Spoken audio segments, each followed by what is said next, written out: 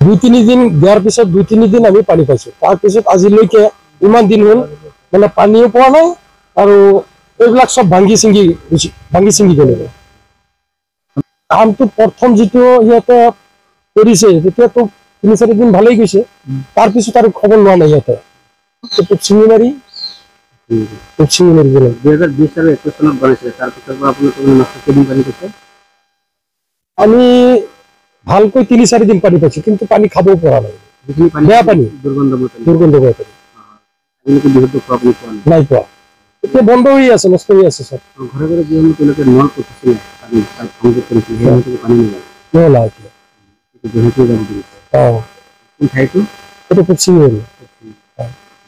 পানী যোগান আঁচনি ক'ত আছে?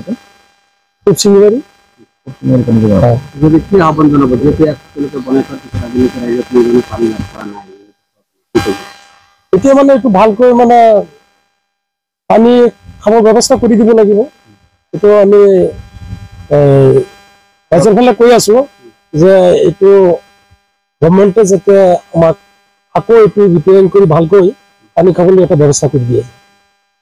হয়, চামগুৰি সমষ্টিৰ আপোনাৰ লাওখোৱা উন্নয়ন খণ্ডৰ অধীনত পূব চিঙিমাৰী যিটো পানী যোগান আঁচনি, বিশুদ্ধ খোৱা পানী যোগান আঁচনি প্ৰকল্প আছে, আপোনাৰ কলিয়াবৰ উপসংমণ্ডলৰ দ্বাৰা আপোনাৰ প্ৰকল্প নিৰ্মিত হৈছিল।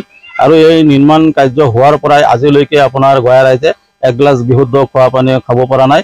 ভাৰতৰ প্ৰধানমন্ত্ৰীৰ সপোন আছিল যে বিশুদ্ধ খোৱা পানী প্ৰত্যেক ঘৰে ঘৰে যোগান ধৰিব, কিন্তু এই সপোন বাস্তৱত ৰূপায়ণ হ'বলৈ দিয়া নাই।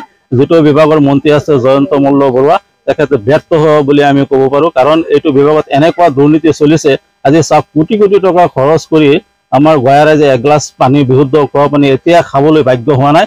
2020-21 চনত আপোনাৰ এই প্ৰকল্পটো নিৰ্মাণ হৈছিল আৰু এই প্ৰকল্পটো বহুত দুৰ্নীতি আৰু অনিয়ম হৈছে। ইয়াৰ বিৰুদ্ধে আমি নগাঁও জিলা উপায়ুক্তলৈও আপোনাৰ মেমৰিণ্ডাম দিছিলোঁ, অভিযোগ দিছিলোঁ যে এইটো এটা ইনকুৱাৰী হ'ব লাগে। এই মেচিনটো ষ্টাৰ্ট দিলে 10 মিনিটৰ ভিতৰত ফাইট ফুটি যায় আৰু এনেকুৱা ঘটনা হৈছে। এইটো মানে এতিয়া বৰ্তমান স্থগিত হৈ আছে। ইয়াৰ এটা বিকল মানে এটা প্ৰকল্প, ইয়াৰ দ্বাৰাতে ৰাইজৰ কোনো ধৰণৰ উপকাৰ হোৱা নাই আৰু খোৱা পানী খাবলৈ সক্ষম হোৱা নাই।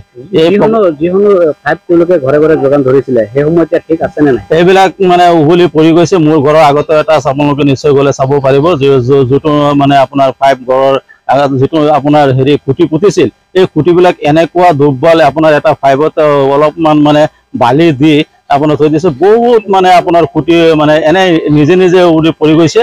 আৰু যিবিলাক মানে পাইপ আছে, যিটো মাটিৰ তলেদি যিটো পাইপ নিছে, এই পাইপবিলাক ষ্টাৰ্ট দিয়াৰ লগে লগে আপোনাৰ ফাটি যায় আৰু ফাটি গৈ আপোনাৰ বিশুদ্ধ খোৱা পানীৰ নামত এনেকুৱা বিশুদ্ধ ওলায় যে তাৰ ভিতৰত আপোনাৰ বহু ধৰণৰ বীজাণু, বালি, এইটো সেইটো, মানে আজিলৈকে এগিলাচ মানে বিশুদ্ধ খোৱা পানী খাবলৈ সক্ষম হোৱা নাই। ইয়াতে আৰু এটা কথা আছে, ইয়াতে আপোনাৰ ৰকিবুল হুছেইন যেতিয়া প্ৰভাৱশালী মন্ত্ৰী আছিল, তেতিয়াও ইয়াতে 1.5 কোটি টকা খৰচ কৰি আগৰ যিটো প্ৰকল্প আছে এটা ইয়াতে বনাইছিল, সেইটোৰ পৰাও ৰাইজে এগিলাচ পানী খাব পৰা নাই। তাৰপিছত আকৌ আমাৰ বিজেপি চৰকাৰ আহিল আৰু বিজেপি চৰকাৰৰ আমলতে যিটো ভাৰতৰ প্ৰধানমন্ত্ৰী নৰেন্দ্ৰ মোদীৰ যিটো সপোন আছিল, এই সপোনত যে প্ৰত্যেক ঘৰে ঘৰে বিশুদ্ধ খোৱা পানী খাব আৰু চেণ্ট্ৰেলৰ পৰা কোটি কোটি টকা আনিছিল আৰু এইবিলাক অংক জংক পংক কৰি সব খাই দিলে।